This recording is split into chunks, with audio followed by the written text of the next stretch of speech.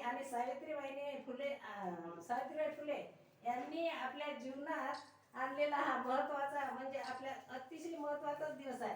कारण जर त्यांनी जर हे सावित्रीबाईंनी जर शिक्षणाचे दरवाजे खुले केले नसते तर आपल्याला शिक्षण काय आहे आपल्या मुलांना आपल्याला हे माहीत नसतं. पण त्यांच्यामुळे आणि बाबासाहेबांच्यामुळे सगळं काही आपल्याला हे सगळंच माहीत आहे.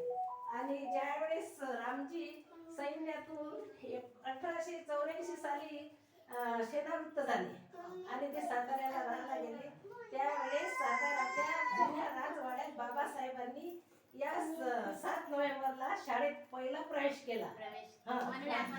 म्हणून आपण हा विद्यार्थी दिवस हा आपण मानतो आणि पाळतो आणि हा सर्वांनीच पाळला पाहिजे. एवढं बोलून छान दिलं.